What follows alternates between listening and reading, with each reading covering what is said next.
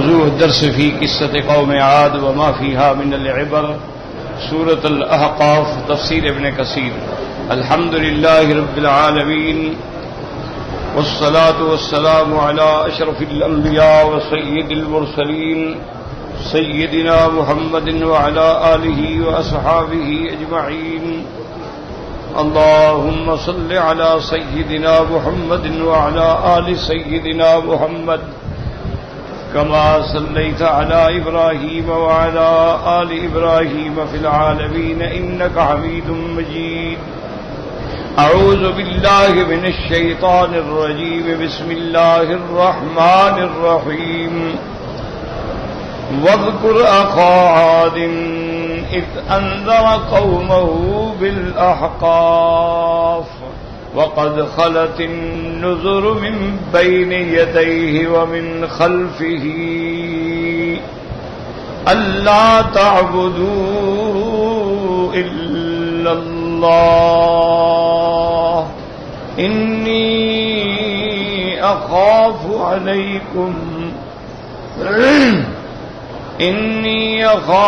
عليكم عذاب يوم عظيم.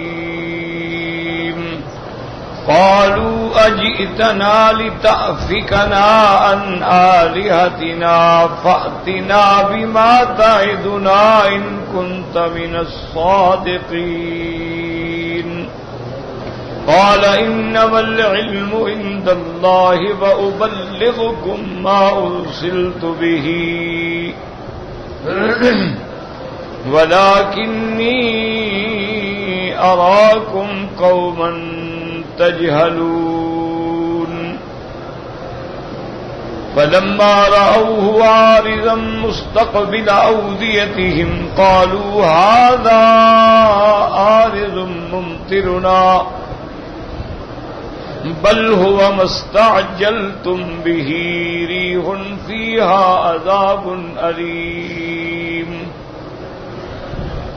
تدمر كل شيء بأمر ربها فأصبحوا لا يرى إلا مساكنهم كذلك نجزي القوم المجرمين.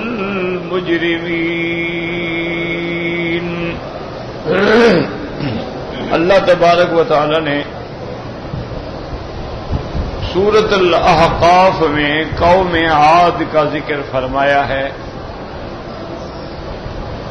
جب الحمدللہ اللہ کی رحمت و توفیق سے آپ قرآن شریف پڑھیں گے تو آپ کو 100 اقوام سالفہ جو ہیں جو قومیں گزر چکی ہیں ان کے واقعات بھی ملیں گے. بعض کا اللہ نے ذکر بڑی تفصیل سے فرمایا ہے اور بعض کا اجمال سے فرمایا. قوم نوح علیہ السلام کا ذکر آیا, قوم ہود علیہ السلام کا ذکر آیا, قوم صالح علیہ السلام کا ذکر آیا, قوم شعیب علیہ السلام کا ذکر آیا, قوم ابراہیم الخلیل علیہ السلام کا ذکر آیا, قوم سیدنا موسیٰ علیہ السلام کا ذکر آیا, قوم سیدنا عیسیٰ علیہ السلام کا ذکر آیا, اور بھی اختصار سے بڑے ذکر آئے. ان اقوام کے ذکر کرنے کا فائدہ کیا؟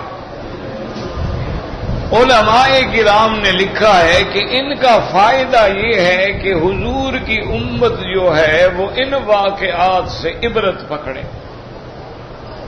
اور خاص طور پہ ان قوموں کے ذکر کیے گئے ہیں جو مکہ سے لے کر صنعاء یعنی یمن تک تھے, مکہ سے لے کر شام تک تھے, چونکہ یہ 2 ایسے راستے ہیں جس پہ قریش ہمیشہ جاتے تھے. چونکہ قریش تاجر لوگ تھے تو ان کی تجارت کا جو علاقہ تھا, اگر وہ گرمیوں کا موسم کا سفر شام کی طرف کرتے وہ ٹھنڈا علاقہ ہے, اور سردیوں کا سفر وہ یمن کی طرف کیا کرتا. اور جب آدمی سفر کرتا ہے تو لازماً وہاں سے گزرتا ہے. اب دیکھیں نا, اللہ نے آپ کو الحمدللہ ثم الحمدللہ حج نصیب فرمایا ہے, اور اللہ سب کو نصیب فرمائے. اور جو پیچھے رہ گئے اللہ ان سب کو بھی نصیب فرما دے اور صحت عافیت اور سلامتی کے ساتھ نصیب فرمائیں۔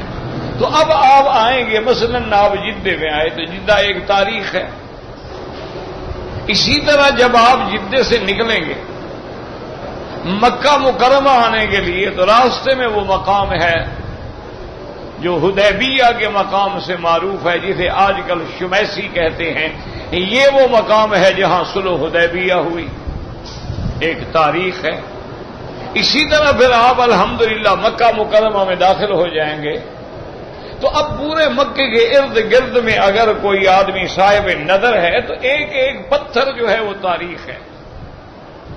کہیں نظر ڈالیں دیر طوا ہے، کہیں نظر ڈالیں کدا ہے، کہیں نظر ڈالیں کدائی ہے، کہیں نظر ڈالیں جبل سور اور غار ہرا ہے، کہیں نظر ڈالیں تو غار ہجرت غار سور ہے، کہیں نظر ڈالیں تو طریق ہجرت ہے، کہیں نظر ڈالیں تو شار ابراہیم الخلیل ہے، اور کسی جگہ نظر ڈالیں تو وہ مقام سوق الحجر ہے جہاں حضور نے فرمایا کہ ابھی مجھے نبوت بھی نہیں ملی تھی، یعنی وحی نہیں اتری تھی۔ فرمایا انی لأعرف بمکہ حجرا، اور بخاری شریف کی حدیث ہے، فرمایا اس پتھر کو میں اچھی طرح پہچانتا ہوں کہ مجھے نبوت بھی نہیں ملی تھی، لیکن جب میں اس کے قریب گزرتا تھا تو وہ پتھر بھی مجھ پہ سلام پڑھتا تھا۔ انی لأعرف بمکہ حجرا یسلم علی قبل ان بعثت، میری بعثت سے بھی پہلے مجھ پہ سلام کہتا تھا۔ اسی میں آپ دیکھیں گے کہ بیعت عقبہ کا مقام ہے، منا ہے، مزدلفہ ہے، عرفات ہے، وادی نمرہ ہے، وادی عرنا ہے، یعنی ساری ایک تاریخ ہے۔ اور آپ مکے سے جب نکلیں گے ماشاءاللہ تو پھر وادی فاطمہ ہے، وادی جموم ہے، وادی قدید ہے، وادی عصفان ہے، اور آپ آگے نکلیں گے خلیس ہے، پھر اور آگے جائیں گے ابیار ماشی ہے، علی تیمہ ہے، بدر صغرا ہے، بدر کبرا ہے، بیر استراحہ ہے، اور آگے جائیں گے پھر قبا ہے، قبا کے بعد جائیں گے اوالی ہے، اوالی کے بعد جائیں گے تو محمد مدنی کا شہر ہے، اور اگر آگے نکلیں گے پھر وہ شہدائے احد ہیں، اور بائیں جانب آ جائیں گے تو خندق ہے، اور دائیں جانب آ جائیں گے تو آپ دیکھیں گے کہ وہ یہود جو بنی نذیر اور بنی قریظہ اور بنی قینقاع، ان کے قلعے اب تک بھی ان کی ٹوٹی ہوئی دیواریں ہیں، کعب بن اشرف یہودی کے گھر کی دیواریں بھی ابھی تک کھڑی ہیں۔ تو یہ ساری ایک تاریخ ہے، لیکن شرط یہ ہے کہ کوئی عبرت پکڑنے والا ہو۔ اب اسی مکے کے حرم پہ آپ نظر ڈالیں، اللہ تبارک و تعالی اس حکومت کو جزائے خیر دے، انہوں نے اتنا بڑا تاریخی کام کیا ہے لیکن ہمارے حجاج کی نظر اس طرف نہیں ہے۔ آپ اس تاریخ پہ نظر ڈالیں کہ آپ کو باب العمرہ نظر آ رہا ہے، آپ کو باب المدینہ نظر آ رہا ہے، آپ کو باب الفتح نظر آ رہا ہے، آپ کو باب السلام نظر آ رہا ہے، آپ کو باب اجیاد نظر آ رہا ہے، آپ کو باب بلال نظر آ رہا ہے، آپ کو باب عباس نظر آ رہا ہے، آپ کو باب ابی طالب نظر آ رہا ہے۔ تو اگر صرف حرم کے دروازے اچھی طرح پڑھ لو تو سارے مکے کی تاریخ تمہارے سامنے آ جائے۔ انہوں نے اتنی محنت کی ہے، اللہ ان کو جزائے خیر دے، کوشش کی ہے کہ ہر دروازہ اسی جگہ آئے جس زمانے میں حضور کے زمانے میں تھا۔ اب حرم بڑھتا گیا تو وہاں اشارہ وہی دروازہ، لیکن جگہ وہی ہے، اس کو پیچھے لے گئے۔ اب جیسے آپ یہاں بیٹھے ہیں، یہاں اور باب الفتح کے درمیان میں وہ دار الندوہ ہے، جہاں قریش مکہ بیٹھ کے حضور کے خلاف مشورے کرتے تھے اور حضور صلی اللہ علیہ وسلم کے قتل کا پروگرام بنائے، ساری تاریخ ہے۔ اسی طرح دار ارقم ہے، دار ام ہانی ہے، اب وہ سب حرم میں آ گئے۔ اسی طرح آپ جائیں گے تو باب الصفا ہے، اسی طرح آپ جائیں گے تو مروہ ہے، یہ ایسے نام نہیں رکھ دیے گئے۔ پورے مکے میں آپ جائیں، یہ کیا ہے جی؟ مسیال ہے. یہ کیا ہے جی؟ جنت المعلا ہے. کیا معنی؟ اعلی جانب ہے. اور یہ محلہ مسفلا، یہ اسفل جانب ہے، یعنی یہ اونچی ہے اور یہ جگہ جو ہے نیچی ہے. اور خدا کی قدرت پہ نظارے پہ نظر ڈالیں کہ غار حرا کی چوٹی پہ چڑھ جائیں اور ادھر غار ثور کی چوٹی پہ چڑھ جائیں، سیدھا کعبہ نظر آئے گا. اچھا، اسی طریقے سے اب آپ آگے تھوڑا جائیں گے تو پھر وہ طریق الہجرہ ہے، دار الہجرہ ہے. طریق الہجرہ ہے کہ حضور پاک نے جب ہجرت فرمائی تو کون سے راستے سے گئے. اسی لیے اب مکہ اور مدینہ تک کی جو سڑک ہے اس کا نام بھی طریق الہجرہ ہے. انہوں نے کوشش کی ہے کہ حضور پاک ہجرت کے موقع پر کس کس راستے سے گزرے ہیں. وہ سارے راستے جیسے حضور سراقہ پہ گزرے ہیں، رابق پہ گزرے ہیں، جوحفہ پہ گزرے ہیں، وہ سارے راستے میں آتے جائیں، وہ ساری وادیاں سڑک کے قریب آتی جائیں، تاکہ جب آدمی گزرے تو اس کے سامنے وہ دور ہجرت اور سرکار دو عالم کی ہجرت کا منظر تازہ ہو جائے. ایک ہے کہ بس رواج ہے، حج پہ آئے ہیں لوگ، حج کریں گے، ہم بھی حج کریں گے. سگریٹ پینے والا سگریٹ پی رہا ہے، داڑھی منڈانے والا داڑھی منڈا رہا ہے، گالیاں بکنے والا گالیاں بک رہا ہے، لڑائی کرنے والا لڑائی کر رہا ہے، غیر محرم عورتوں کے ساتھ ایک ہوٹل میں ہے، ایک کمرے میں ہے، کٹھے بیٹھ کے کھانے کھا رہے ہیں. پتہ نہیں یہ کون سا حج ہے. یہ حج تو نہیں ہے، بظاہر نہیں ہے، باقی اللہ کریم ہے کہ وہ عرفات میں آنے والوں کو اپنی رحمت سے خالی نہ بھیجے، یہ الگ بات ہے. لیکن اللہ تبارک و تعالیٰ نے کچھ حج کے شرائط تو رکھے ہیں نا کہ لا رفث ولا فسوق ولا جدال فی الحج. ہم میں تو تینوں چیزیں ہیں، رفث بھی ہے، فسوق بھی ہے، جدال بھی ہے. اللہ تبارک و تعالیٰ نے تو پابندی لگائی ہے کہ حلال کے پیسے سے حج کرو. اتنی وضاحت کر دی میرے مدنی سرکار نے کہ جب آدمی حج کے لیے لبیک کہتا ہے، لبیک اللہم لبیک لبیک لا شریک لک لبیک، آواز آتی ہے مأکلک حرام و مشربک حرام و ملبسک حرام، الحج مردود علیک لا لبیک ولا سعدیک. آواز آتی ہے میرے بندے تیرا لباس بھی حرام سے، تیرا کھانا بھی حرام سے، تیرا پینا بھی حرام سے، تیرا بدن بھی حرام کی غذا کھا کے پلا ہے. تیری لبیک کو میں تیرے منہ پہ مارتا ہوں، مجھے قبول نہیں ہے، لوٹ جاؤ.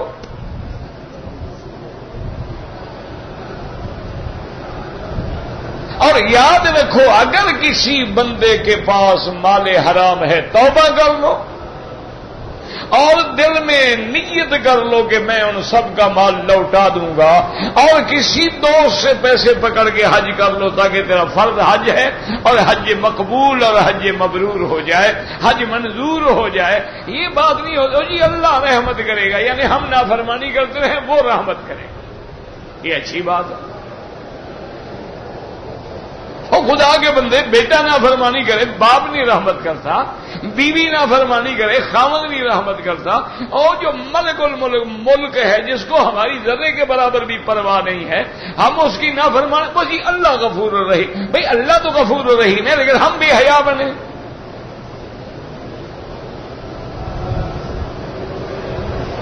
جب بھی کہو جی اللہ غفور ہے، جی جنت کی ٹکٹ کی مولویوں کے نہیں، مولویوں کے ہاتھ میں نہیں، تمہارے ہاتھ میں ہے، یا کلب میں ہوگی وہاں ملتی ہوگی، یا کسی فلم ہاؤس سے مل جائے گی، یا ٹیلی ویژن اسٹیشن سے مل جائے گی. مولویوں کے ہاتھ میں نہیں ہے. بلکہ مولوی تو خود محتاج ہیں بیچارے، دعائیں مانگتے ہیں اللہ جنت نصیب کرے، وہ تو خود محتاج ہیں. تو اس لیے ہمیشہ یاد رکھیں کہ اللہ نے ان قوموں کے واقعات بیان کیے کہ نوح علیہ السلام نے کیسے دعوت دی، قوم نے کیا معاملہ کیا اور پھر انجام کیا ہوا.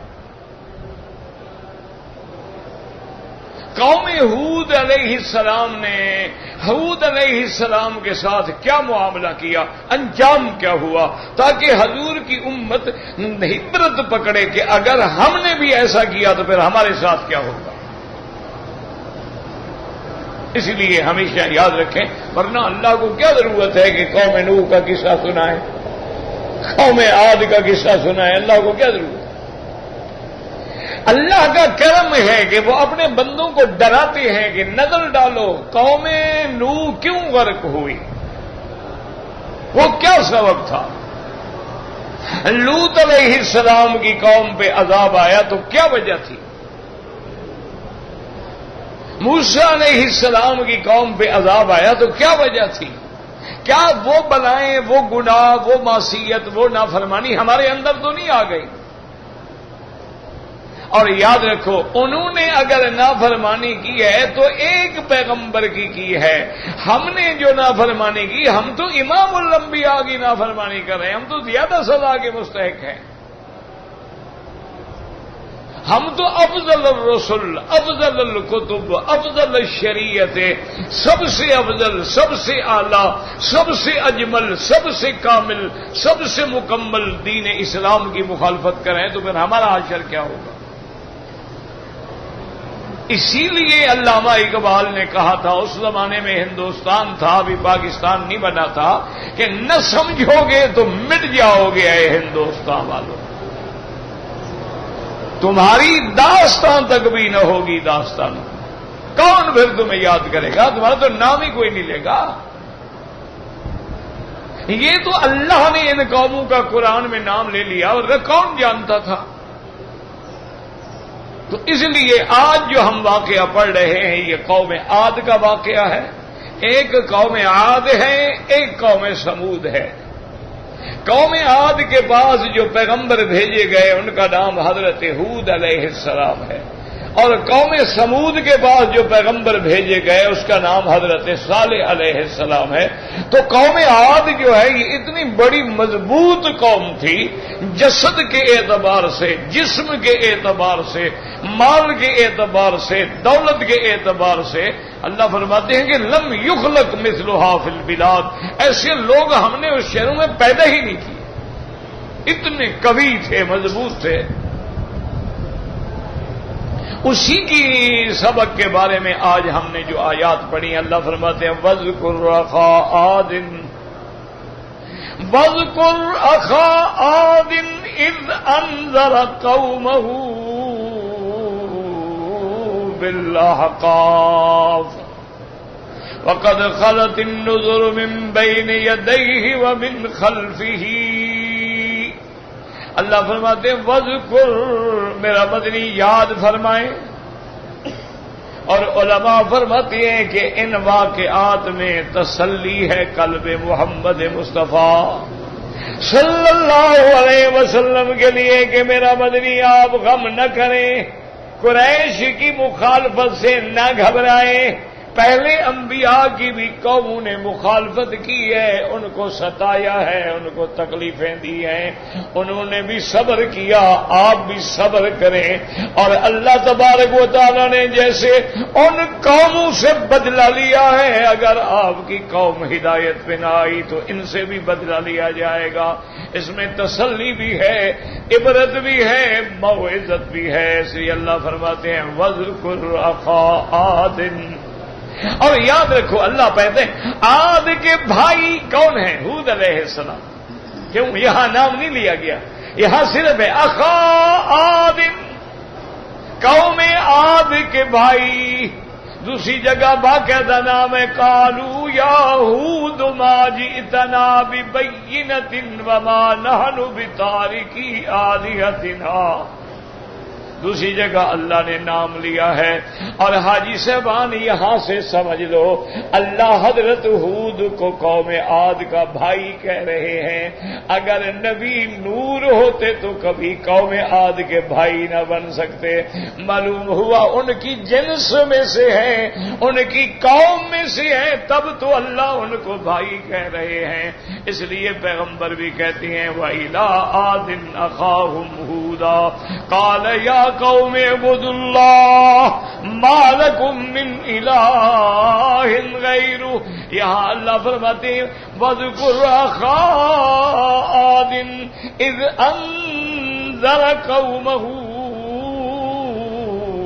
بالاحقاف. یاد رکھو انذر مانا ڈرانا، انذار مانا ڈرانا. اسی لیے پیغمبر جو ہے وہ بشیر بھی ہوتے ہیں نذیر بھی ہوتے ہیں. رسلا مبشرین و منذرین. اللہ کے پیغمبر مومنوں کو خوشخبری دینے والے، کافروں کو اللہ کے عذاب سے ڈرانے والے. اسی لیے اللہ فرماتے ہیں وَإِن مِّنْ أُمَّةٍ إِلَّا خَلَا فِيهَا نَذِيرٌ. کوئی بھی ایسی امت نہیں گزری جس میں میں نے ڈرانے والا نہ بھیجا ہو. اللہ پاک نے میرے مدنی کو یہی حکم دیا، فرمایا وَأَنذِرْ عَشِيرَتَكَ الْأَقْرَبِينَ. میرے مدنی محبوب اٹھو، سب سے پہلے اپنے رشتہ داروں کو ڈراؤ. گھر سے تقریر، گھر سے توحید، گھر سے دعوت کا کام شروع کرو. یہ دعوت اثر نہیں کرتی نا. بیوی نماز نہ پڑھے، بیوی اولاد نماز نہ پڑھے، بچے نماز نہ پڑھے، لوگوں کو کہو کیا اثر ہوگا؟ پہلے گھر سے شروع کرو کام. وَأَنذِرْ عَشِيرَتَكَ الْأَقْرَبِينَ. اور پھر مطلق حکم دیا یا ایھا المدثر، اے کپڑے میں لپٹنے والے، قوم فَأَنذِرْ. اب آپ کھڑے ہو جائیں، اب بیٹھنے کا آرام کا زمانہ چلا گیا. انذر، ڈرائیں آپ اپنی قوم. تو اس لیے یاد رکھیں. لیکن یاد رکھو ڈر کے لیے دو لفظ ہوتے ہیں. ایک ہوتا ہے خوف، خوف ڈراؤ اس کو.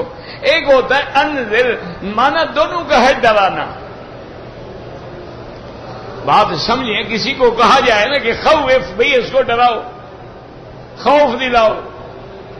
اور کہا جائے انذر، مانا تو وہی ہے خوف دلانا، لیکن دونوں میں بڑا فرق ہے. یاد رکھیں ہمیشہ. فرق یہ ہے کہ انذار جو ہوتا ہے نا جی، اس میں ایک ہمدردی کا پہلو ہوتا ہے. اس کو کہتے ہیں انذار. کیوں ڈراؤ؟ تاکہ جہنم سے بچ جائیں، جنت کے حقدار بن جائیں. تو اب ڈرانے والے کے دل میں ہمدردی ہے کہ نہیں؟ انبیاء کے دل میں محبت اور شفقت ہے اپنی امت پہ. کیوں ڈرا رہے ہیں؟ بھئی تاکہ ہماری امت جو ہے وہ جہنم سے بچ جائے، جنت کی حقدار بن جائے. تو انذار مانا ہوتا ہے ایسا ڈرانا کہ جس ڈرانے والے کے دل میں تمہارے لیے محبت بھی ہو. ایک ہوتا ہے خوف دلانا. خوف تو دشمن سے بھی ہوتا ہے، خوف تو سانپ سے بھی ہوتا ہے، خوف تو بھیڑیا اور جنگل کے جانوروں سے بھی ہوتا ہے. وہ خوف ہے. خوف اور انذار میں بڑا فرق ہے. انبیاء جو آتے ہیں وہ انذار کے لیے آتے ہیں، قوموں کو ڈرا رہے ہیں. کیوں ڈرا رہے ہیں؟ کہ قوم جہنم سے بچ جائے.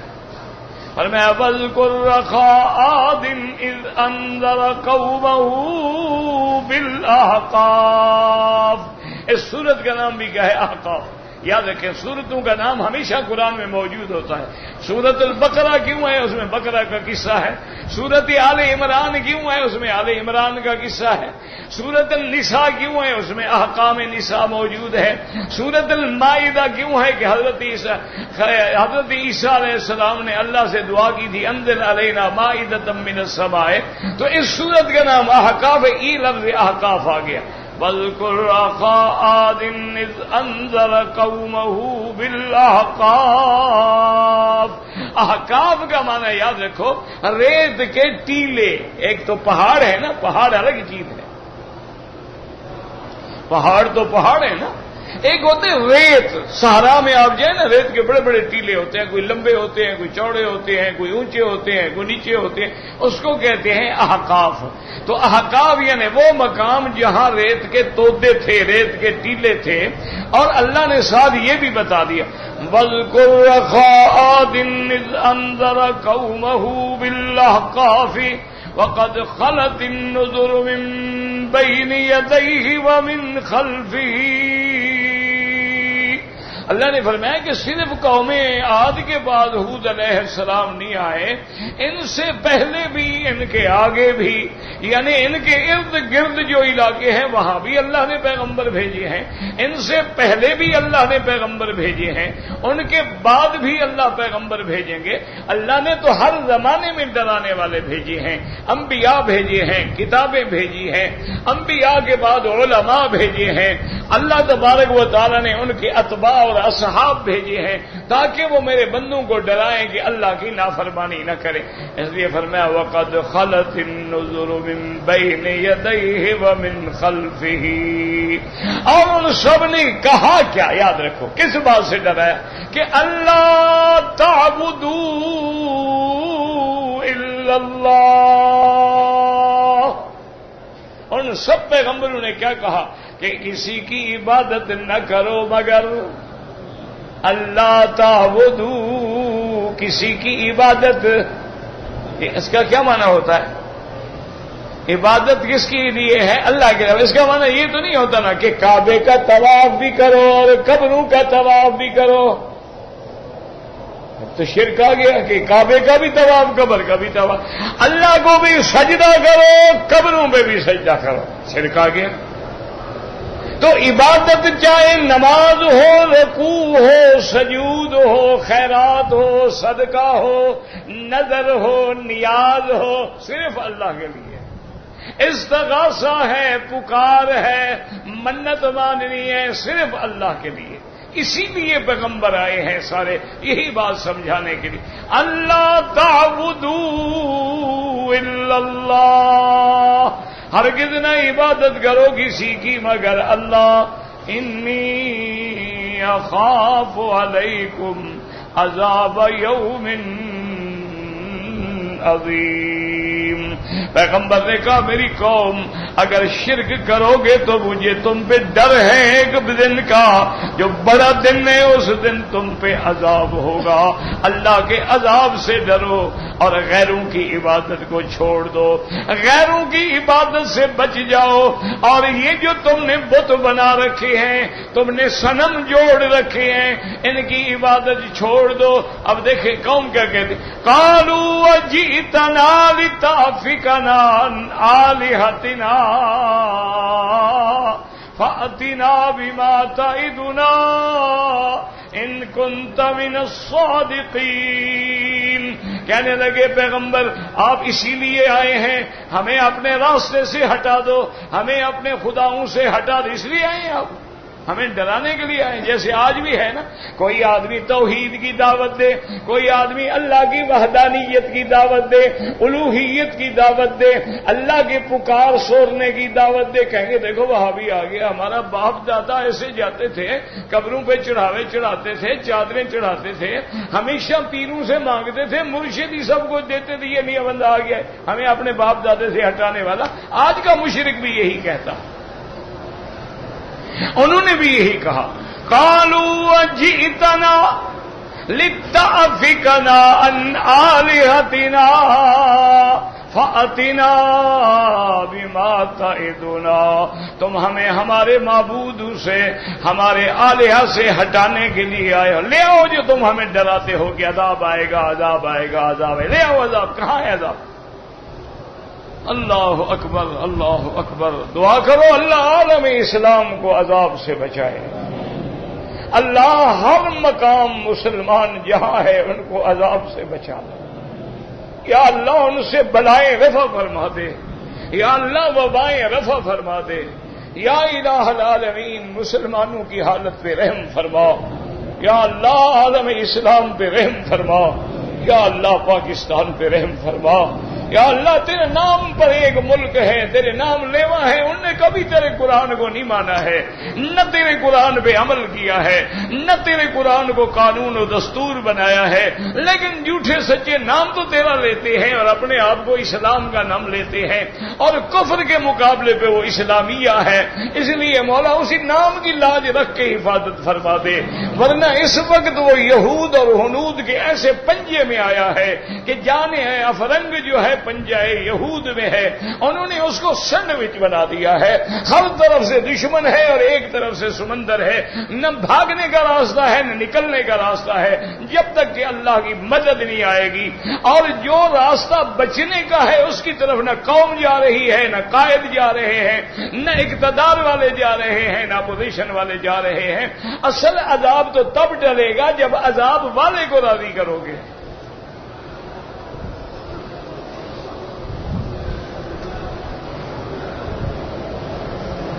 دعا کیا کرو، ہمارے بس میں دعا کے سوا کیا ہے؟ ہم لوگوں کے پلے میں دعا کے سوا کیا ہے؟ بس ہم دعا کرتے رہیں کوئی رحمت کی گھڑی آ جائے، شاید اس میں ہماری دعا بھی اللہ پاک سن لے، ورنہ زبانیں بھی گندی ہیں، دل پلید ہیں، کھانا حرام کا ہے، لباس حرام کا ہے، تو دعائیں کیسے منظور ہوں؟ اس لیے ہر مسلمان کا یہ فرض ہے کہ مسلمان عراق میں ہے، فلسطین میں ہے، مسجد اقصی میں ہے، بنگلہ دیش میں ہے، ہندوستان میں ہے، گجرات میں ہے، حیدرآباد میں ہے، جس جگہ بھی مسلمان ہے، دریاؤں میں ہے، فضاؤں میں ہے، ہواؤں میں ہے، اللہ اس کی جان مال آبرو عزت کی حفاظت کرے۔ اور دعا کرو کہ اللہ میرے مسلمان بھائیوں کے دل میں وہ مٹی ہوئی غیرت دوبارہ زندہ کر دے۔ آج بے غیرتی کی انتہا ہو گئی ہے کہ اللہ کے کعبے میں میری بیٹی سر ننگا طواف کر رہی ہے، بال کھلے ہوئے ہیں، اور بے غیرت شوہر فلم بنا رہا، تاکہ قیامت میں گواہی کی ضرورت ہی نہ رہے کہ مولا یہ لعنت والا کام میں نے تیرے گھر میں بھی نہیں چھوڑا تھا۔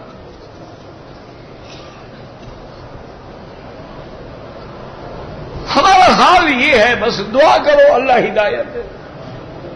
وہ قادر ہے، وہ کافروں کو ہدایت دے سکتا ہے تو ہمیں بھی تو دے سکتا ہے۔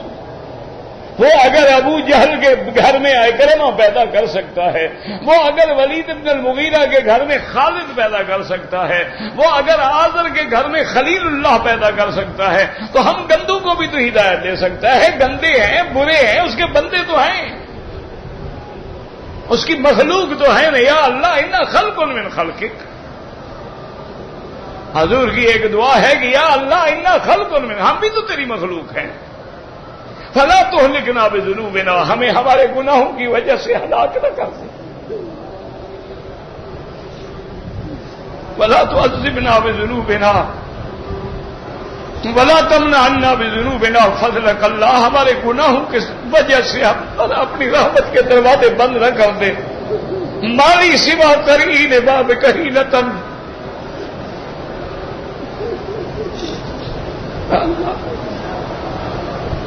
مالی سوا قرین باب کہینتن ولئن رددت فأی باب نقرہ، مولا تیرے دروازے سے میں چلا گیا تو کون سا دروازہ ہے جس کو کھٹکھٹاؤں گا؟ مالی سوا فقری الیک وسیلتن وبالافتقار الیک فقری ادفع، یا اللہ ان کان لا یرجوک الا محسنا، اگر تم سے صرف نیک دعائیں مانگ سکتے ہیں، فالمذنب العاصی الی من یرجو، میرے جیسا منہ کالا کس کے دروازے پہ جائے گا؟ دعا کرو، حاجی ہو تم اللہ کے مہمان ہو، اللہ ہدایت کے فیصلے فرما دے، اللہ رحمت کے فیصلے فرما دے۔ اور میرے نوجوان بچے بیٹے بھائی جو حج پہ آ رہے ہیں، دعا کرو کہ کعبے میں آنے کے بعد، محمد کے روضے کے آنے کے بعد ان کے چہرے پر بھی سنت کا نور آ جائے، یہ انگریز کی شکل کے بجائے محمدی شکل بنا لیں، یہ انگریز کے لباس کے بجائے محمدی لباس اپنا لیں، یہ انگریز کی عادات کے بجائے محمدی عادات اپنا لیں، یہ انگریزی کھانوں کے بجائے اسلامی کھانوں پہ آ جائیں، یہ انگریزی طرز کے بجائے اسلامی طرز پہ آ جائیں۔ جب مکے مدینے سے لوٹ کے جائیں ان کا چہرے سے نظر آئے سبحان اللہ، یار تیرے چہرے پہ مکے مدینے کا نور آ گیا ہے۔ دیکھو نا تمہارا بیٹا یورپ جاتا ہے، امریکہ جاتا ہے، انگلینڈ جاتا ہے، آسٹریلیا جاتا ہے، چائنا جاتا ہے پڑھنے کے لیے، ایمان سے کہے واپس آتا ہے تو اس کو دیکھنے سے پتہ لگتا ہے نا کہ لباس بھی انگریزی ہے، کٹنگ بھی انگریزی ہے، تہذیب بھی انگریزی ہے، گفتگو بھی انگریزی ہے، کھانا بھی ٹیبل پہ بیٹھ کے چھری کانٹے سے کھا رہا ہے، یعنی ایک ایک چیز سے انگریز کی نقل آ رہی ہے۔ تم مکے مدینے میں آؤ اور واپس جا کے تمہارے اندر کوئی بھی حضور کی تبدیلی نہ آئے تو مانا ہے کہ ہمیں ٹھکرا دیا گیا۔ فرمایا واذکر اخا عاد اذ انذر قومه بالاحقاف وقد خلت النذر.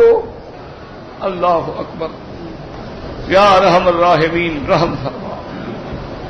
حاجیو جتنے دن مکے مدینے میں ہو، میں کوئی پیر شیر تو ہوں نہیں، نہ میں کوئی بزرگ ہوں، نہ میں کوئی صاحب طریقت و صاحب کرامات ہوں، میں تو ایک قرآن کا ادنا طالب ہوں. بس دعا کرو اسی قرآن اور حدیث کے طالب العلم کی حیثیت میں زندگی گزر جائے. ہمارے لیے یہ بڑی بات ہے. لنا علم وللجہال معلوم. اگر اللہ ہمیں اپنے قرآن اور نبی کی حدیث کا طالب بنا دے تو اس سے بڑی بات کیا ہو سکتی ہے. تو لیکن میری ایک بات یاد رکھ لیں، پلے باندھ لیں کہ ایک تو مکے میں رہتے ہوئے جتنا ہمت ہو سکے طواف زیادہ کریں. ایک مکے میں رہتے ہوئے جماعت کی ہر حال پابندی کریں. ایک مکے میں رہتے ہوئے قرآن پاک ختم کرنے کی کوشش کریں. روزانہ 2 پارے 4 پارے 5 پارے 1 پارا جتنا ہو سکے پڑھتے رہیں، اور دیکھ کے قرآن پڑھیں کہ قرآن کے دیکھنے سے بھی اللہ کی رحمت نازل ہوتی ہے. اور اسی طرح درود شریف کی کثرت کریں، اور اسی طرح استغفار کی کثرت کریں. اور جب اللہ مدینہ منورہ کی طرف لے جائے سارے وظیفے چھوڑ دیں، پھر ایک درود شریف کا وظیفہ پکڑ لیں. دل سے دعا کر لیں اللہ ہم گناہگار ہیں، ہمیں حضور کی خواب میں زیارت نصیب ہو جائے. یا اللہ ہمیں حضور کی زیارت نصیب ہو. یا اللہ ہم تیرے بندے ہیں، گناہگار ہیں، کوئی عمل نہیں جو تیری دربار میں پیش ہو، لیکن تیرے نبی کی حدیث تو پڑھاتے ہیں، قال قال رسول اللہ تو کہتے ہیں. تیرے نبی پر تو نے جو کتاب قرآن اتاری ہے اللہ اس کا واز بھی کرتے ہیں، اس کو سینے، اور کوئی عمل نہیں ہے. تو قادر ہے کہ ہمیں حضور پاک کا دیدار نصیب فرما دے اور حضور کی شفاعت نصیب فرما دے، حضور کے ہاتھوں سے حوض کوثر نصیب فرما دے، اور حضور کے ساتھ جنت میں معیت نصیب فرما دے.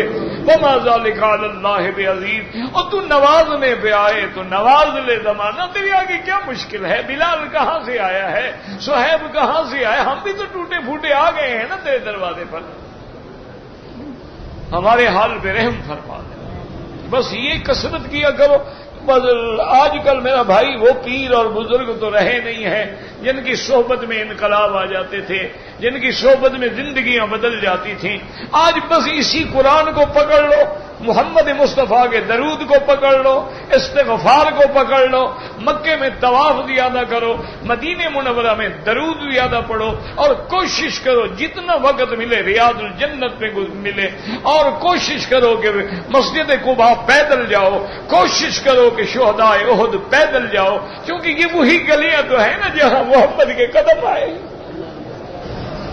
صلی اللہ علیہ وسلم. حضور پہ درود شریف تو پڑھا کرو. اللہ اکبر اللہ اکبر اللہ اللہ اکبر. اب پیغمبر کو دیکھیں قوم کتنا اکڑ گئی. قالوا جئتنا لتعفکنا عن آلہتنا فأتنا بما تعدنا ان كنت من الصادقین. کہتے ہیں لے آؤ جو ہمیں ڈراتے ہو. آپ پتہ ہیں پیغمبر کیا کہتے ہیں؟ قال انما العلم عند اللہ. ظالمو اللہ کے پاس علم ہے، مجھے کیا پتا کب عذاب آئے گا؟ میں اللہ کا نبی ہوں، میں کوئی عالم الغیب تو نہیں ہوں. وَأُبَلِّغُكُم مَّا أُرْسِلْتُ بِهِ إِلَيْكُمْ. اور میں تو تمہیں وہی بات پہنچاتا ہوں جو مجھے دے کے بھیجی گئی ہے، اس سے زیادہ تو میرے پاس کچھ نہیں. وَلَٰكِنِّي أَرَاكُمْ قَوْمًا تَجْهَلُونَ. لیکن فرمایا میں دیکھتا ہوں کہ تم بڑی جاہل قوم ہو، بڑی ہٹ دھرم قوم ہو، بڑی جاہل ضدی قوم ہو کہ میں تمہیں عذاب سے ڈراتا ہوں، تم ٹھٹھا اڑاتے ہو. اب انجام کیا ہوا؟ فَلَمَّا رَأَوْهُ عَارِضًا مستقبل اودیتہم قالوا هذا عارض ممطرنا. اب جب انہوں نے بادل دیکھا اپنی وادیوں کی طرف، اپنے ندی نالوں کی طرف، کہنے لگے یہ بادل، او ماشاءاللہ یہ بادل برسے گا، پانی آئے گا، ہماری کھیتیاں سیراب ہوں گی. اللہ نے فرمایا ظالمو تمہیں خبر نہیں، یہ بادل نہیں ہے برسنے والا، بل ہوا مستعجلتم بہ، یہ تو وہی عذاب ہے جس کی تمہیں جلدی تھی کہ عذاب لے آؤ لے آؤ، آ گیا ہے اب عذاب. فرمایا ریح فیہا عذاب علیم، اس کے اندر ہوا ہے، آندھی ہے. یاد رکھو 8 ہوائیں اللہ نے پیدا فرمائی ہیں، 4 رحمت کے لیے ہیں اور 4 عذاب کے لیے ہیں. جیسے کہ حضور پاک کی حدیث میں آتا ہے، حضور نے فرمایا نصرت بالصبا واہلکت عاد بالدبور، اللہ نے باد صبا سے میری مدد کی ہے اور اللہ نے قوم عاد پر جو ہوا بھیجی وہ دبور تھی. تو 4 ہوائیں رحمت کی ہیں اور 4 ہوائیں عذاب کی ہیں. اور یہ بھی یاد رکھ لو قرآن میں جہاں جہاں ریاح کا لفظ آئے گا وہاں رحمت مراد ہوگی. یاد رکھ لو هو الذی يرسل الرياح بشرا بین یدی رحمتی، ریاح کا لفظ.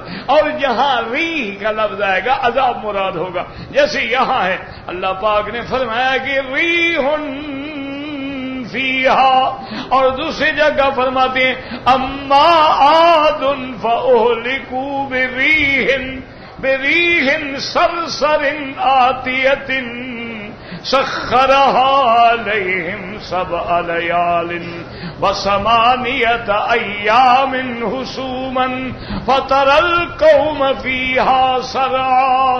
یا اللہ فرماتے ہیں ریح، اور ظالموں اس بادل میں آندھی ہے اور اس میں دردناک عذاب ہے. اور وہ آندھی کیسی ہے؟ تو دمر کل شیء بامر ربھا، وہ ہر چیز کو برباد کر ڈالے گی اپنے اللہ کے حکم سے.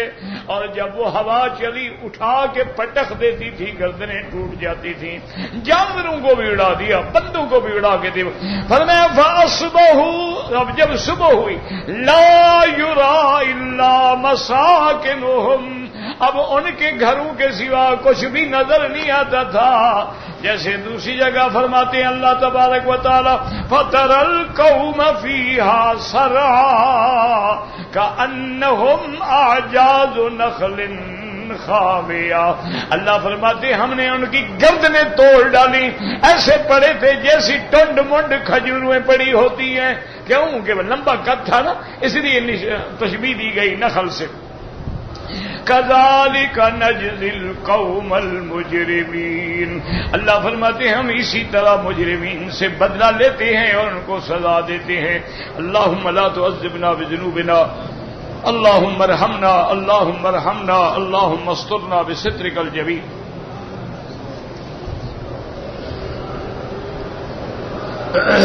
اگر 4 طواف اکٹھے کریں بعد میں 2 رکعت پڑھیں جائز ہے.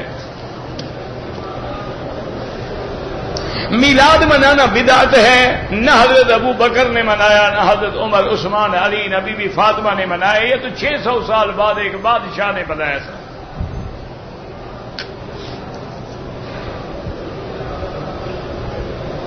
کہتے تھے کہ 9 ذی الحج کو اگر روزہ رکھا جائے، ہاں میرا بھائی جو حاجی ہو عرفات میں جائے وہ نہ رکھے، جو حاجی نہ ہو وہ چاہے اس ملک میں ہو یا کسی ملک میں ہو، 1 دن کا روزہ جو ہے 1 سال پچھلا اور 1 سال اگلا 2 سالوں کے گناہ معاف کرا دیتا ہے.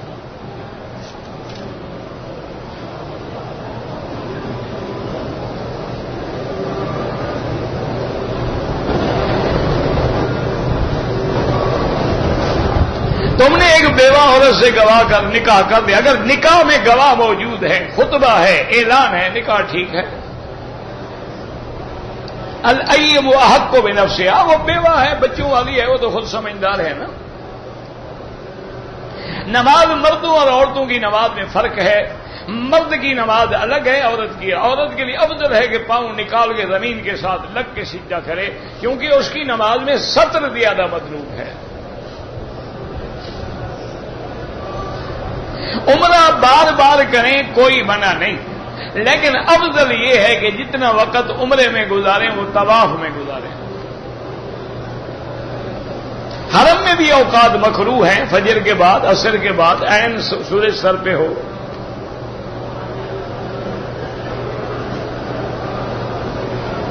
اگر آپ حج ڈیوٹی پہ آئے ہوئے ہیں, آپ جو قربانی سالانہ کرتے تھے وہ اپنے گھروں کو فون کر دیں, وہی کر دیں گے. یہاں صرف حج کی بکری دیں. حج کی بکری الگ ہے, قربانی الگ ہے. آب زمزم کا پانی بھی بیٹھ کے پینا سنت ہے, کھڑے ہو کے پینا منع ہے. وہ تو جائز ہے کہ حضور مجبوراً کھڑے ہوئے کہ نیچے بیٹھنے کی جگہ نہیں تھی, ورنہ ہر پانی بیٹھ کے پیا جاتا.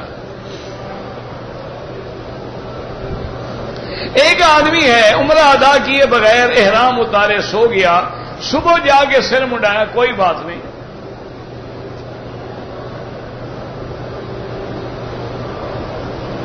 طواف زیارت کے بعد جو صفا مروہ دوڑیں گے وہ کپڑوں میں دوڑیں گے نا. احرام تو مینا میں کھل گیا, احرام تو ہم نے کنکری ماری, قربانی کی, سر مڈایا, احرام کھل گیا.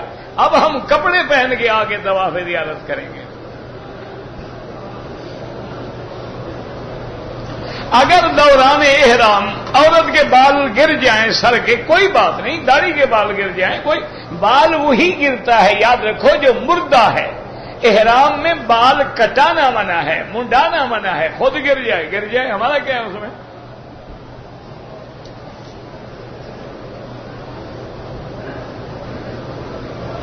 طواف میں حجر اسود کے سامنے کھڑے ہو کے باقی طواف میں نظر نیچے رکھیں. رمل اس طواف میں ہوتی ہے جس کے بعد صفا دوڑنی ہے, جس میں صفا نہیں, احرام نہیں, رمل بھی نہیں. طواف الوداع حاجی پہ واجب ہے, اس میں رمل نہیں ہوتی. موٹی بات یاد رکھو, احرام ہے, صفا دوڑنی ہے تو رمل ہے, نہیں ہے تو نہیں ہے. کہتے تھے کہ شیعہ کہاں سے آئے, جہاں سے تم آئے. تم کہاں سے آئے, جہاں سے تم آئے وہیں سے شیعہ آیا. حضرت عثمان رضی اللہ تعالی عنہ کے زمانے میں پیدا ہونا شروع ہو گئے. حضرت علی کے دور میں پھر زیادہ ترقی ہو گئی, اور یہ سارے یہودی فتنے تھے, انہوں نے یہ مذہب بنائے تھے سارے.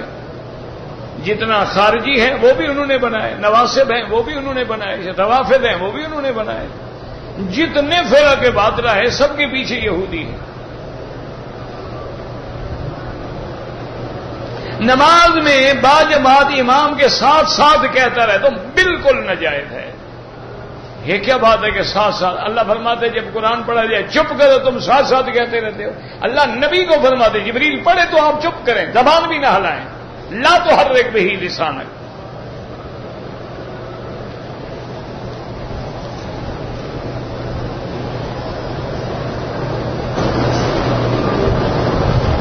اگر آپ کمپنی میں ملازمت کے لیے ریاض آئے, انہوں نے ریاض سے کمپنی نے آپ کو مکے بھیجا, احرام نہیں باندھا, کوئی جرمانہ نہیں.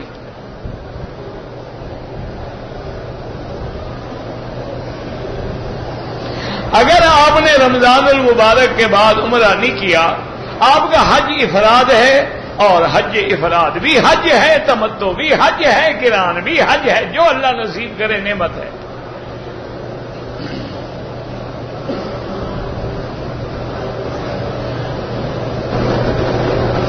اگر کسی عورت نے حالت احرام میں اپنے بالوں کی صفائی کے لیے کریم استعمال کر لی تو کچھ نہیں ہوتا, 2-4 ریال صدقہ کر دو, چونکہ فوراً دھو ڈالا نا پھر بدن, اس کو باقی تو نہیں رکھا نا. پاکستان میں جو سامان قسطوں پہ بیچتے ہیں وہ جائز ہے کہ بھائی نقد لیتے ہو 1000, قسط پہ لیتے ہو 1200, ٹھیک ہے, کوئی منع نہیں. کہتے جی کہ ہم جب حج پہ آ رہے تھے تو راستے میں ہمیں جوس دیا گیا, وہ آم کا جوس تھا, اس سے خوشبو آئے, وہ کچھ نہیں ہوتا. خوشبو جو تم بناتے ہو یہ منع ہے. اب سیب کھا رہے ہیں تو خوشبو آئے گی، مالٹا کھائیں گے تو خوشبو آئے گی، آم کھائیں گے تو وہ تو اللہ نے بنائی ہے، تم نے تھوڑی بنائی ہے. وہ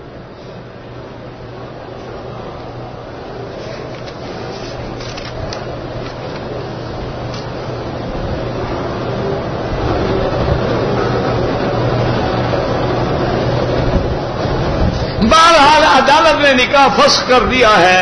بھائی عدالت اگر غیر قانونی غیر اسلامی ہے اس کا تو اعتبار ہے نہیں. اب یہ عورت مجبور ہے تو جس علاقے میں رہتی ہے وہاں 2-4 علماء کی ایک کمیٹی بنا لو، ان کے سامنے مسئلہ رکھو، وہ تمہارا فیصلہ کرتے، وہ شرعی فیصلہ ہو جائے گا. دیکھو نا، اب ہم مثلا انڈیا میں ہیں تو ہم کہاں سے لے آئیں گے اسلامی حکومت؟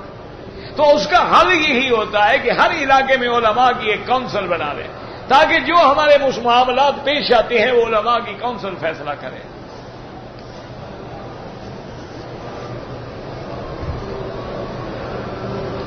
اگر طواف کرنے کے بعد آپ کو محسوس ہوا حیض کا، کوئی حل نہیں، طواف تو ہو گیا نا، صفا مروہ تو آپ حیض میں بھی دوڑ سکتی ہے.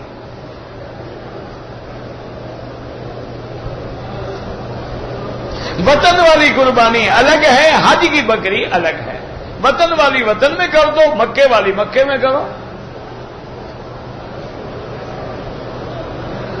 ہم نے تو رات دن مسجد اقصی کے لیے بھی دعا کرتے ہیں، کشمیر کے لیے بھی، فلسطین کے لیے بھی. یہ تو اس وقت تو میرا بھائی پورا عالم اسلام جو ہے نا وہ ابتلا کے دور سے گزر رہا ہے. ہم نے خدا کو چھوڑ دیا، یاد رکھو اللہ نے ہمیں چھوڑ دیا. بس ایک سیدھی سی بات. کہتے جی کہ لوگ کھڑے ہو جاتے ہیں، ان کو بٹھا دیا کریں تو کوئی کام آپ بھی کیا کریں، سارے کام میرے ذمہ تو نہ لگاؤ نا. مجھ سے تو یہ ستون بیٹھ جائے گا، حاجی نہیں بیٹھے گا. یہ ستون جو کھڑا ہے نا اس کو میں کہوں تو شاید مان لیں، حاجی مان لیں، یہ تو قیامت کی نشانی. چلو جزاکم اللہ، اللہ خوش رکھے. بھائی تم لوگوں نے مان لیا، میرے کہنے کی لاج رکھ لی، جزاکم اللہ. یہ میں کبھی کبھی ہنسی کرتا ہوں، تھک جاتا ہوں نا، اس لیے محسوس نہ کیا کریں. کبھی کبھی حضور پاک بھی مزاح فرماتے تھے. مزاح کرنا سنت ہے، مذاق کرنا ناجائز ہے. یاد رکھو، مزاح دوسرے کے دل کو خوش کرنا، مذاق کسی بھی طنز کرنا وہ ناجائز ہے. مزاح تو حضور بھی فرماتے تھے صلی اللہ علیہ وسلم. ایک صحابی کو پیچھے سے حضور نے آگے ایسے آنکھوں پہ ہاتھ رکھ لیا، بتاؤ میں کون ہوں؟ انہوں نے کہا حضور پتہ نہیں آپ کون ہیں؟ آپ نے کہا بتاؤ کون ہوں میں؟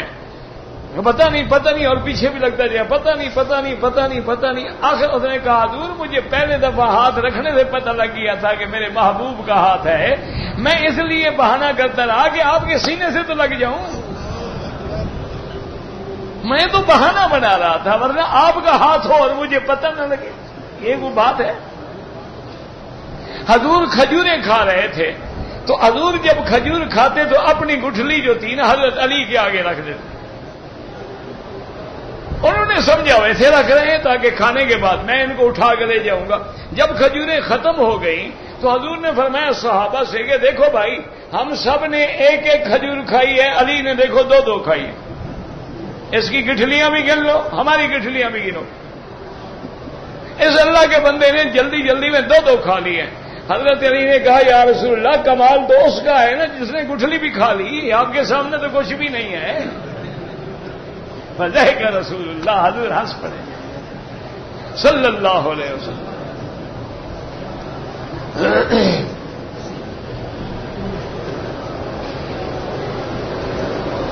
دل میں ریا نہ آئے، درود پڑھو، استغفار پڑھو. نماز میں جو وسوسے آتے ہیں یہ ایمان کی علامت ہے، آنے دو ان کو. جہاں مال ہوگا تو چور آئے گا نا، ایمان ہی نہ ہو تو شیطان کیا کرنے آئے گا؟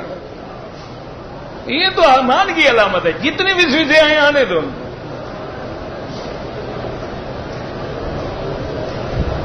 اگر کوئی شیعہ کہے کہ وہ صحابہ کو گالی نہیں دیتا، اچھا اللہ ہدایت دے، ہم کیا کہتے ہیں ضرور دینا چاہیے. لیکن ایسے شیعہ ہوتے نہیں ہیں، ہوتے بہت کم ہیں. کہنے کے لیے تقیہ کر لیتے ہیں لیکن ہوتے بہت کم. تھوڑا سا اس کو کریدے نا کہ اچھا بی بی فاطمہ کے فدق کا کیا مسئلہ ہے، وہ کہے گا ابو بکر کھا گیا، تو اس سے بڑی گالی کوئی ہے؟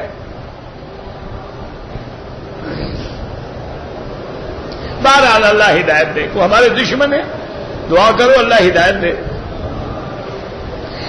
حجر اسود کو بوسہ دینے کے لیے سر دھڑ کی بادی لگائیں، سر لگائیں گے تو بوسہ آئے گا نا، دھڑ نہ لگاؤ۔ بہرحال کوشش کرو کسی مسلمان کو ایذا نہ ملے۔ وتر میں دعائیں قنوت دو دعائیں حدیث میں ہیں، جو مرضی آئے پڑھو۔ طواف کے دوران نظر نیچے رکھو،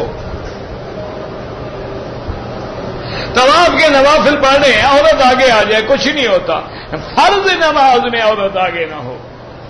وہ اپنی نماز پڑھ رہی، ہم اپنی پڑھ رہے ہیں، لاکھ دفعہ ہو۔ اور آج کل تو ہر جگہ عورت ہی آگے ہے، مرد تو ویسے ہی پیچھے ہیں۔ صرف کنکریاں مارنے کے وقت کہتی ہیں اچھا تم جاؤ، نہیں بھی لیڈیز از فرسٹ، عورت کو پہلے مارنا چاہیے۔ ویسے آج کل تو خیر مسئلہ ہی ختم ہو گیا، اللہ حکومت کو جزائے خیر دے۔ اب تو جناب کوئی 4 یا 5 منزلیں بن گئی ہیں اور ساری ایئر کنڈیشن ہے، ہر جگہ سے ایکسیلیٹر ہیں، اب تو کوئی مسئلہ ہی نہیں انشاءاللہ حادثے کا۔ ایک سے زیادہ طواف کریں، بعد میں 2 رکعت پڑھ لیں۔ بیوی کو اپنے شوہر کا نام لینا منع ہے تو کیا میرا نام لے گی؟ نہ کیا کرے گی؟ اللہ کے بندے شوہر کا نام نہ لے تو کس کا نام لے؟ عجیب بے وقوف آدمی ہے۔ یہ کون سا شرم ہے جی؟ شرم کے مارے ہے، او فلاں کے ابو، او فلاں کے بیٹے، یہ کون سا شرم ہے؟ تمہارے شوہر ہے، بڑا گناہ کیا اس بیچارے نے بیوی بنا کے تمہیں۔ حضور جنوں کے بھی نبی ہیں، بالکل جنوں کے، یا معشر الجن والانس، حضور دونوں کو خطاب کر رہے ہیں نا اللہ کے حکم سے۔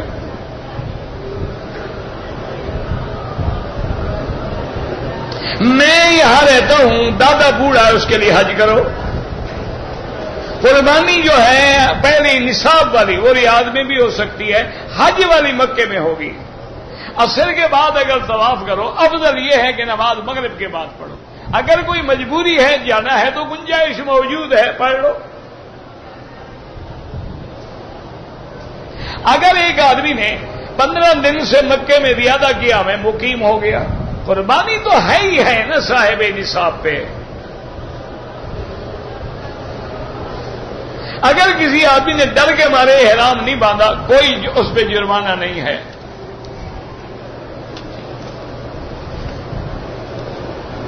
اگر ہم مدینہ منورہ سے جو عمرہ کریں گے اپنے کسی رشتہ دار کے لیے کریں، بالکل کر سکتے ہیں۔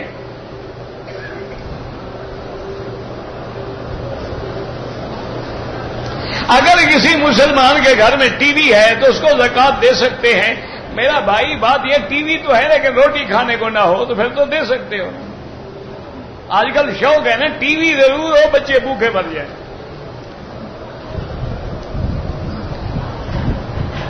حتیم کے اندر فرض کیوں نہیں پڑے جاتے؟ امام باہر کھڑا ہوتا ہے اور مقتدی کعبے کے اندر آ جائے۔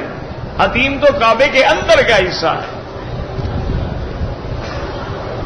حاجی صاحبان قربانی اپنے ہاتھ سے کریں تو سب سے افضل ہے کہ آپ گنگری ماریں پھر خود جا کے قربانی کریں، جو سنت ہے محمد مصطفیٰ۔ نہ کر سکیں پھر وکیل بنائیں۔ پورے حرم میں جہاں بھی نماز، پورے مکے میں جہاں نماز پڑھو 1 کا 1 لاکھ ہے۔ اگر ایک آدمی نے تھیلی میں ڈال کر جوتا لٹکایا ہوا ہے، نماز پڑھ رہا ہے، اگر وہ پلید نہیں ہے تو کوئی حرج نہیں۔ طواف الوداع میں بھی رمل نہیں ہوگا، طواف زیارت میں بھی رمل نہیں ہوگا۔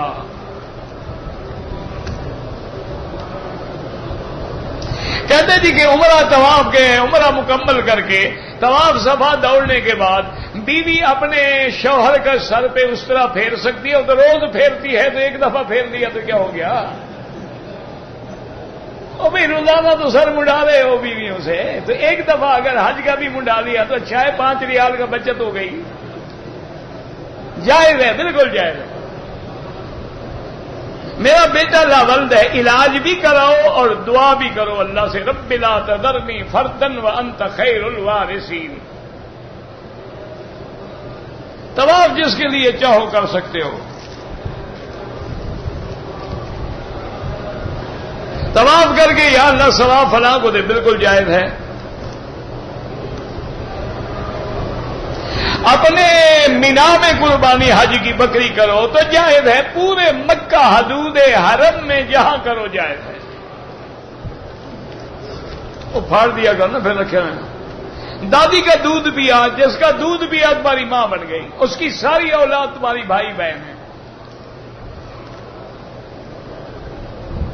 اگر ایک آدمی تمتع کر رہا ہے، حج کی بکری کے پیسے نہیں ہیں، کوئی مسئلہ نہیں، ثلاثۃ ایام فی الحج، یہ 3 روزے پہلے رکھ لو، 1 2 3 4 دن حج کو، 7 روزے بعد میں رکھ لو، کوئی مسئلہ نہیں۔